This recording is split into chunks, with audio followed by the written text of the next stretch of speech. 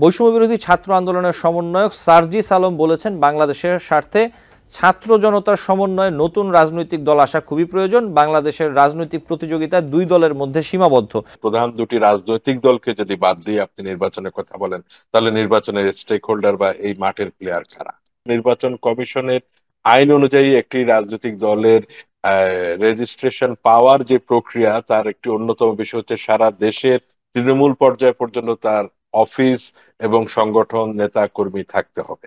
So রাতারাতি আসলে ঢাকায় বসেই কেউ চাইলেই যে একটি দল গঠন হয়ে যাবে বা আগামী নির্বাচনেই সেই দল বড় ধরনের কোনো প্রতিদ্বন্দ্বিতা করতে সক্ষম হবে, তেমনটা নয়। এই ছাত্ররা যদি নতুন একটি রাজনৈতিক দল গঠনের দিকে আগায়, তারা সারা দেশের সেই মানুষের যেই জনসমর্থন পাবে কিনা সেটার দিকে আমার একটু সন্দিহান আছি।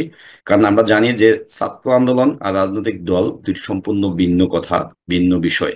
সেনাকুঞ্জে যে অনুষ্ঠান ছিল সেখানে বিএনপি চেয়ারপারসন খালেদা জিয়া এবং প্রধান উপদেষ্টা ডক্টর মোহাম্মদ ইউনূস তারা কথা বলেছেন একটি লম্বা সময় ধরে। হাস্যোজ্জ্বল পরিবেশ ছিল।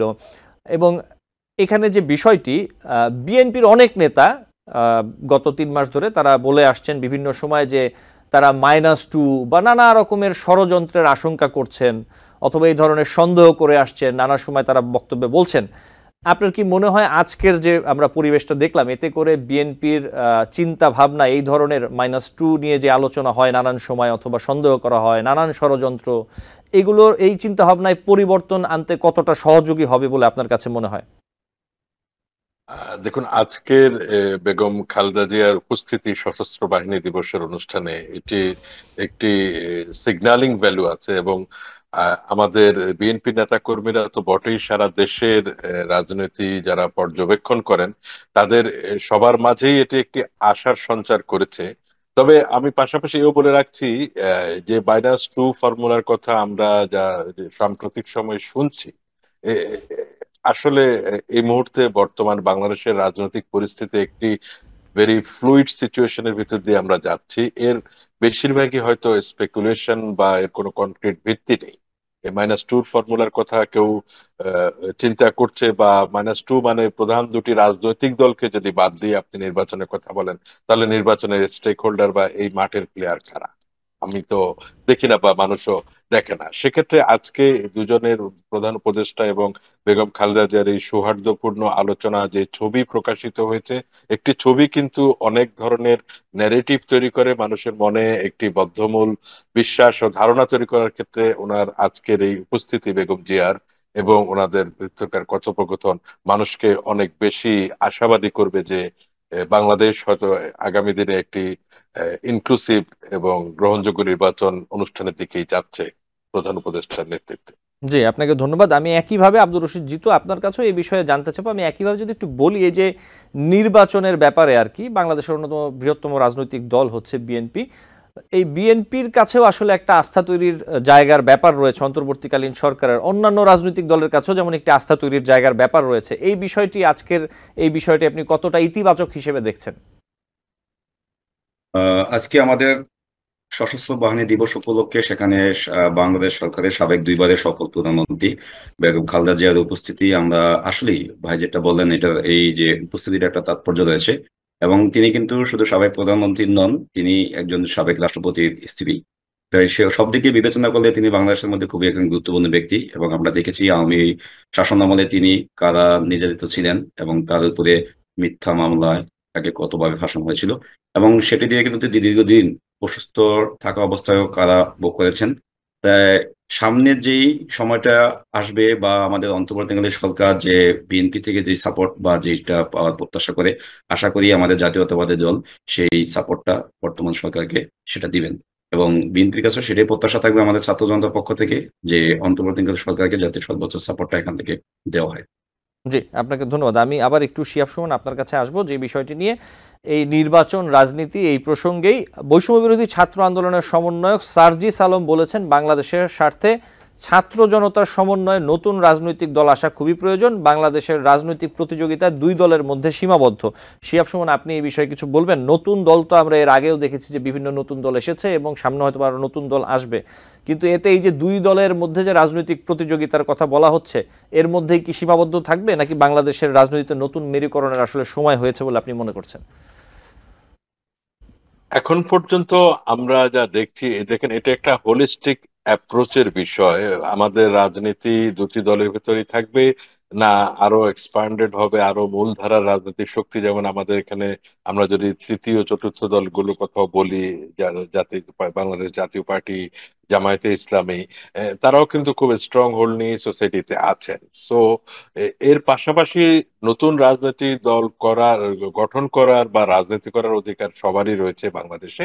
আমরা যে কোনো সুস্থ ধারার রাজনৈতিক দলকেই সাধুবাদ জানাই আমরা নাগরিক হিসেবে, এটি সবার অধিকার। তবে এ, বাস্তবতা আসলে কতটুকু অ্যালাউ করে সেটি সময় বলতে পারবে। এখন পর্যন্ত আমি দেখছি না যে নতুন কোনো রাজনৈতিক দল এসে বড় ধরনের কোনো ব্রেক থ্রু করতে পারে, কারণ আমাদের নির্বাচন কমিশনের আইন অনুযায়ী একটি রাজনৈতিক দলের রেজিস্ট্রেশন পাওয়ার যে প্রক্রিয়া, তার একটি অন্যতম বিষয় হচ্ছে সারা দেশের তৃণমূল পর্যায় পর্যন্ত তার অফিস এবং সংগঠন নেতা কর্মী থাকতে হবে।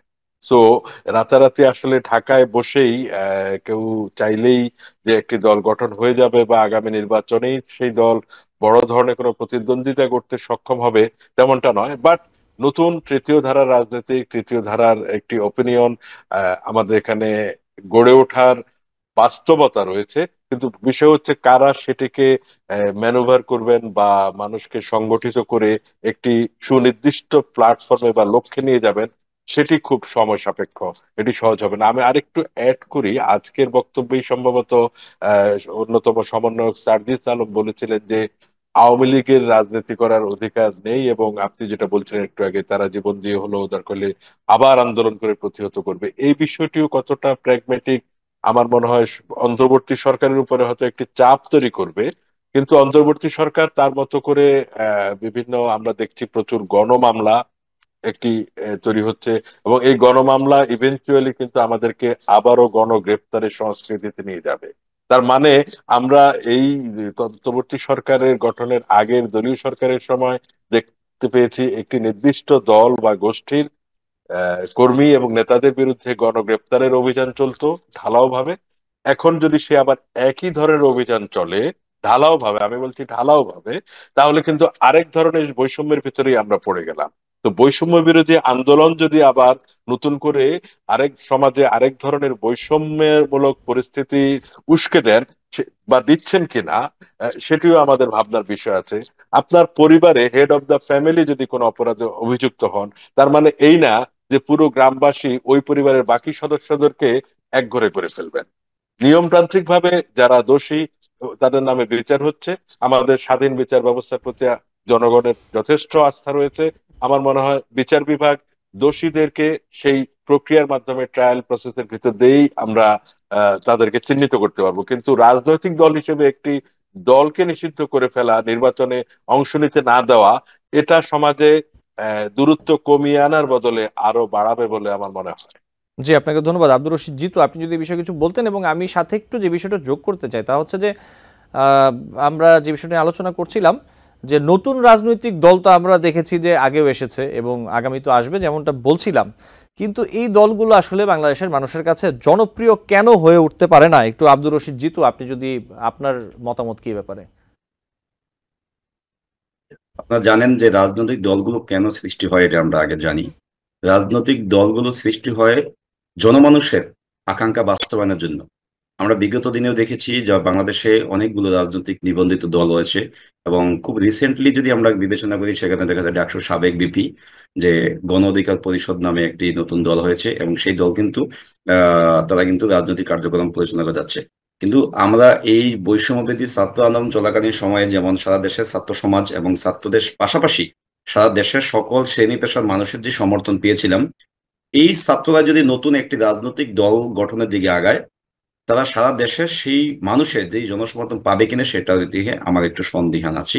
কারণ আমরা জানি যে ছাত্র আন্দোলন আর রাজনৈতিক দল দুটি সম্পূর্ণ ভিন্ন কথা, ভিন্ন বিষয়। এই যে ছাত্ররা সারা দেশের, তারা যখন আন্দোলন চলাকালীন সময়ে আমাদেরকে বিভিন্নভাবে সমর্থন জুগিয়েছেন, এই সকল শিক্ষার্থীরা কিন্তু কোনো না কোনো দলের সমর্থক। এখন যেহেতু আপনি যদি বলি যে আওয়ামী ফ্যাসিস্ট যে একটা বৃহত্তর দল ছিলেন, তারা এখন হয়তো রাজনৈতিক মাঠে নেই, কিন্তু এই যে আওয়ামীপন্থী মানুষ তারা কিন্তু বিভিন্ন দল পুরাতন যে দলগুলো আছে সেই দলে কিন্তু ইতিমধ্যে কিন্তু তারা কিন্তু কি হয়তো আওয়ামী লীগ যদি নির্বাচন না আসে সেগুলোতে অন্তর্ভুক্ত করবেন। তো এখন নতুন একটি রাজনৈতিক দল এই মুহূর্তে আসলে গঠন করাটা কতটুকু যুক্তিসঙ্গত সেটা আমি একটু সন্দিহান আছি। কারণ ছাত্রদের উচিত এই মুহূর্তে নতুন একটি রাজনৈতিক দলের গঠনের চেয়ে দেশে কোন কোন গুরুত্বপূর্ণ বিষয়গুলো সংস্কার করা দরকার, কি উদ্দেশ্যে আমরা গণঅভ্যুত্থান করেছিলাম এবং গণঅভ্যুত্থান পরবর্তী সময় যে বিষয়গুলো আসলে জনমানুষের আকাঙ্ক্ষা বাস্তবায়ন কতটুকু হয়েছে সেই বিষয়গুলো জনমানুষের কথা শুনে সেগুলো বাস্তবায়নের জন্য আমাদের মাঠে থাকা উচিত। এখন যদি আমরা শিক্ষার্থীরা যদি রাজনৈতিক দল গঠনের জন্য ভবিষ্যতে ক্ষমতার চর্চার জন্য অবশ্যই আমি বলবো যে শিক্ষার্থী সমাজের তাদেরকে সুষ্ঠু দ্বারা রাজনীতির জন্য তারা রাজনৈতিক দলে আসা দরকার আছে। কিন্তু এই মুহূর্তে সেটি আছে কিনা সেটির ব্যাপারে আমি অনেকটা সন্দিহান, কারণ আমাদের বর্তমান যেই ছাত্র জনতার যেই অন্তর্বর্তীকালীন সরকার, সেই সরকারকে সমর্থন দিয়ে বর্তমানে আমাদের সবচেয়ে বড় কাজ বলে আমি মনে করি। আমি যদি বর্তমানে এই সরকারকে বিভিন্নভাবে সমর্থন বা সাপোর্ট না দিই তাহলে এই সরকার তাদের যে দায়িত্বটা আছে সেই দায়িত্ব সঠিকভাবে পালন করতে পারবে কি পারবে না সেটা কিন্তু অনেকটা আমাদের উপর ডিপেন্ড করছে। সুতরাং আমরা ভাববো এখন রাজনৈতিক দল গঠনের চিন্তাকে এক পাশে রেখে দেশের যেই বিষয়গুলো গুরুত্বপূর্ণ কাজগুলো এখনো সংস্কার করা হয়নি বা সংস্কার যাচ্ছে না সেই বিষয়গুলোকে সরকারকে আমরা চাপ প্রয়োগ করা উচিত। তাহলেই আমরা জনমানুষের আকাঙ্ক্ষাকে যখন আমরা বাস্তবায়নের দিকে রূপ দিতে পারবো, তখন জনগণই আমাদেরকে রাজনৈতিক দল গঠন করা উচিত কি উচিত না সেটা কিন্তু জনমানুষই নির্ধারণ করে, এবং আমরা ভবিষ্যতে জনমানুষের কথা বলার জন্য বা জনগণের অধিকার বাংলাদেশের বাস্তবায়নের জন্য তখন আমরা রাজনৈতিক দল গঠন করার জন্য আগাতে পারি। কিন্তু এই মুহূর্তে সেটি রাজনৈতিক দল জি গঠনের যুক্তি আগালে বাংলাদেশের জন্য অনেকটা সুযোগ হবে না। জি আব্দুর রশিদ, যেহেতু আপনি যেরকম বলছিলেন আমি ওই কথাটা আসলে বলতে চাই যে নতুন রাজনৈতিক দল আসতে পারে, কিন্তু তারা আসলে নতুন কি নিয়ে আসছে, কোন চিন্তা ভাবনা নিয়ে আসছে, সামনের বাংলাদেশকে কিভাবে দেখতে চায়, এই পলিসিগুলো আসলে ভেরি ইম্পর্টেন্ট। তারা কিভাবে মানুষের সামনে আসলে তুলে ধরবেন যেই রাজনৈতিক দলই যারা আসবেন অথবা সেটা যাই হোক। কিন্তু যদি সেটা না হয়, সেটা যদি না করতে পারে, সেক্ষেত্রে এই যে বড় রাজনৈতিক দলগুলোর সাথে আসলে তারা কিভাবে প্রতিযোগিতা করবে, শিহাব সুমন আপনি যদি আমাকে একটু বলতেন। হয়তোবা সময়ের সাথে সময়ের প্রয়োজনে হয়তোবা নতুন রাজনৈতিক দল আরও আসবে, কিন্তু তারা আসলে কি নিয়ে আসা উচিত সাধারণ জনগণের সামনে, তাদের আসলে এজেন্ডাগুলো কি হওয়া উচিত, বড় রাজনৈতিক দলগুলোর থেকে আলাদা কিভাবে তারা আসলে তাদের তুলে ধরতে পারেন, আপনার কি মনে হয়? দেখুন, বৈষম্য বিরোধী আন্দোলনের যে মূল চেতনাটি ছিল সেটি হচ্ছে একটি বৈষম্যহীন সমাজ গড়ে তোলা। মানে সকল দল মত নির্বিশেষে একটি জাতি সত্তা হিসেবে এই 53 বছর পর আমরা নতুন বাংলাদেশ বিনির্মাণে যাতে এগিয়ে যেতে পারি। আমার মনে হয় এই জায়গাটিতেই লুকিয়ে আছে নতুন কোন দলের সবাইকে এক প্ল্যাটফর্মে আনার চেষ্টা, যে আসুন আমরা এক দেশের এক নাগরিক হিসেবে একটি নির্দিষ্ট লক্ষ্যে এগিয়ে যাই, উন্নত বাংলাদেশ গড়ার লক্ষ্যে এগিয়ে যাই, অতীতকে পেছনে ফেলে বা অতীতের বিষয়গুলোকে আমরা একপাশে রেখে। কারণ এই প্রতিযোগিতামূলক বিশ্বে আমরা যদি আসলে প্রতিনিয়তই গত 10 বছর আগের ঘটনা বা 20 বছর আগের ঘটনা একদল আরেক দলের সঙ্গে কাদা ছড়াছড়িতেই থাকি, তাহলে আমাদের উন্নতি যেমন ব্যাহত হয়, আবার এই কাদা ছোড়াছুড়ি কিন্তু আমাদেরকে দ্বিদলীয় রাজনীতিতে বারবার বিভক্ত করছে। এই দ্বিদলীয় রাজনীতির যে সূক্ষ্ম কুটচাল এবং দ্বন্দ্ব, এখানেই তৃতীয় একটি রাজনৈতিক শক্তির খুব শক্তিশালী ভাবে আবির্ভাবের সম্ভাবনা রয়েছে। কিন্তু এখন কথা হচ্ছে কে কখন কিভাবে সেটিকে একত্রিত করে, জনগণের এই ফোর্সকে, এই সামাজিক শক্তিকে একত্রিত করে সামনে এগিয়ে নেন, সেটি দেখার বিষয়। আমি এখন পর্যন্ত ওরকম অবিসংবাদিত কোনো সম্ভাবনাময় নেতা দেখতে পাচ্ছি না। জি আব্দুর রশিদ, জিতু আপনি এই বিষয়ে কিছু বলতে চান? সম্ভাবনা আহ দেখেন, আমাদের শিক্ষার্থীদের নেতৃত্বে কিন্তু এই যে আমাদের দীর্ঘদিনের যেই একদলীয় শাসন ব্যবস্থা থেকে আমরা স্বৈরাচার হাসিনাকে আমরা হটাতে সক্ষম হয়েছিলাম। তখন শিক্ষার্থীদের কিন্তু আমরা সারা বাংলাদেশের মানুষ দুটি পক্ষে বিভক্ত হয়ে গেছিলাম। একটি হলো আওয়ামী লীগের পক্ষে শক্তি, আর সারা দেশের মানুষ হলো আওয়ামী লীগের বিপক্ষ শক্তি। কিন্তু আমরা দেখেছি যখনই 5ই আগস্ট যে হাসিনা সরকারের পতনের পরে কিন্তু যে আমরা দেখেছি আমরা বিভিন্ন কারণে দ্বিধা বিভক্ত হয়ে গেছি। কিন্তু আন্দোলন চলাকালীন সময় আমাদের যেই ইউনিটি ছিল, আন্দোলন শেষ হওয়ার পরে আমরা কিন্তু আমাদের সেই জাতীয় ঐক্যটা যখন আমাদের সবচেয়ে বেশি দরকার ছিল সেই করে আমরা প্রতিষ্ঠা করতে পারিনি। সুমন ভাই যেটা বললেন যে আমাদের ছোট ছোট অনেকগুলো দল আছে বাংলাদেশের মধ্যে, এই যে ছোট ছোট দল বা নতুন একটি রাজনৈতিক দল গঠন করে মানে জনমানুষের কল্যাণ সাধিত করতে হবে সেটা কোনো আসলে ফ্রুটফুল হবে না। তা আমি মনে করি যে আমরা যদি আসলে বাংলাদেশের কল্যাণ বয়ে আনতে চাই এবং জনমানুষের আকাঙ্ক্ষা বাস্তবায়ন করতে চাই, ছোট ছোট যে দলগুলো আছে যেহেতু সব রাজনৈতিক দলের উদ্দেশ্যই কিন্তু আমাদেরকে জনগণের কল্যাণ সাধন করা বা জনগণের কথা বলা। এখন বৃহত্তর দুইটি রাজনৈতিক দলকে যদি বিবেচনা করি, আওয়ামী লীগ এবং জাতীয়তাবাদী দল, এর পাশাপাশি যেই দলগুলো এখনো আছে, জাতীয় পার্টি বা জামাত ইসলাম বা সেটি কিন্তু এই দুই দলের কিন্তু সমকক্ষ এখনো হয়ে উঠতে পারেনি। তা আমি যদি শিক্ষার্থীদের নিয়ে বা আমি যদি এখন নতুন একটি রাজনৈতিক দল গঠন করি, সেই দল বর্তমান আমি যে বৃহত্তর দলগুলো আছে সেই দলকে টেক্কা দিতে পারবো কিনা সেটা কিন্তু আমার বহু একটা চ্যালেঞ্জ। আর রাজনৈতিক দল গঠন করাই কিন্তু আমার শেষ না, এই রাজনৈতিক দলকে টিকিয়ে রাখা এবং জনগণের কাছে পৌঁছানো, জনগণের কথা নিয়ে ভবিষ্যতে রাজনৈতিক মাঠে থাকা, নির্বাচনে অংশ নেওয়া। যদি আমি সেই ক্ষেত্রে সফল হতে পারি বা আমি যদি দেখি সারা দেশের মানুষ আমাদের আসলেই আমাদের সেইভাবে সমর্থন দিচ্ছে বা আমাদের সেই ধরনের উল্লেখযোগ্য বা আমাদের গ্রহণযোগ্য লিডার তৈরি হয়েছে, তাহলে কিন্তু রাজনৈতিক দল গঠনের দিকে আমাদের আগানো উচিত। নতুবা রাজনৈতিক দল গঠন করে আমরা কিন্তু ব্যর্থ হব। এবং এখন পর্যন্ত শিক্ষার্থী সমাজ আছে বা আমাদের যারা উল্লেখযোগ্য সমন্বয়ক আছেন বা নাগরিক কমিটি যারা আছেন, তাদের যে গ্রহণযোগ্যতা মানুষের কাছে আছে, পরবর্তী সময়ে কিন্তু সেই গ্রহণযোগ্যতা কিন্তু আমরা হারাতে পারি। এটা আমার শঙ্কা আছে। জি আব্দুর রশিদ, যেহেতু আপনাকে ধন্যবাদ। আমার সময় সংক্ষিপ্ত, তারপর আমি একটু শিহাব সুমন, আপনি যদি আমাকে একটু 2-3 মিনিটের মধ্যে একটা বিষয় একটু বলেন। আমি যেমন অনুষ্ঠানের শুরুতে একটি তথ্য দিচ্ছিলাম যে সাবেক প্রধানমন্ত্রী শেখ হাসিনার পক্ষে ট্রাইব্যুনালে লড়তে চান জেরাই খান পান্না, এই বিষয়টি আপনি কিভাবে দেখছেন? ধন্যবাদ। আমি এই বিষয়টিকে খুবই ওয়েলকাম করছি। যেহেতু প্রত্যেক নাগরিকেরই আইনি সহায়তা পাওয়ার সম্পূর্ণ অধিকার আমাদের সংবিধান নিশ্চিত করেছে। আর আমাদের দেশে এটি নতুন কোনো ঘটনা নয়। আমরা এর আগে প্রয়াত আইনজীবী ব্যারিস্টার রফিকুল হকের ক্ষেত্রে দেখেছি, উনি একই সঙ্গে সাবেক প্রধানমন্ত্রী শেখ হাসিনা এবং সাবেক প্রধানমন্ত্রী বেগম খালেদা জিয়ার মামলার ক্ষেত্রে উনি পরামর্শ দিয়েছেন এবং উনি কোর্টে লড়েছেন। তো জেডাই খান পান্নার এই বিষয়টিকে আমি আরো ওয়েলকাম করি এই কারণে যে দেখা গেছে শেখ হাসিনা সরকার ক্ষমতায় থাকাকালীন তিনি একজন কট্টর সমালোচক ছিলেন, গঠনমূলক সমালোচক ছিলেন সরকারের বিভিন্ন অনিয়মের বিরুদ্ধে। ঠিক সেই একই ব্যক্তি যখন আইনি পেশার দায়বদ্ধতা থেকে, নিজের বিবেকের দায়বদ্ধতা থেকে যখন বলেন, একজন প্রাজ্ঞ আইনজীবী হিসেবে যখন কোর্টে দাঁড়িয়ে বলেন যে তিনি শেখ হাসিনার আইনি অধিকার রক্ষার জন্য তিনি তার পক্ষে লড়বেন, আমার মনে হয় এটা আরো অনেককে উৎসাহিত করবে। বিশেষ করে বর্তমানে সময়ে যখন আইনজীবীরা বিভিন্নভাবে তাদের আসামির পক্ষে মামলা লড়তে গিয়ে আদালত প্রাঙ্গণে লাঞ্ছিত হচ্ছেন, এমনকি বিচারকের সামনে লাঞ্ছিত হচ্ছেন, আইন শৃঙ্খলা রক্ষাকারী বাহিনীদের সদস্যদের সম্মুখে লাঞ্ছিত হচ্ছেন, এবং দুঃখজনক হচ্ছে আমরা একটি ঘটনার ক্ষেত্রে এখন পর্যন্ত কোনো দৃষ্টান্তমূলক ব্যবস্থা গ্রহণের কথা শুনিনি। এটি কি ধরনের বৈষম্যহীন সমাজের দিকে আমাদেরকে নিয়ে যায়, আমাদের নীতি নির্ধারকদের মনে হয় সে বিষয়ে ভাবার সুযোগ রয়েছে। বিশেষ করে আইন উপদেষ্টা সহ সংশ্লিষ্টদের প্রতি আমি দৃষ্টি আকর্ষণ করব। নিউ ইয়র্ক থেকে সম্প্রচারিত TVN 24 টেলিভিশন বিশ্বজুড়ে বাঙালির কণ্ঠস্বর।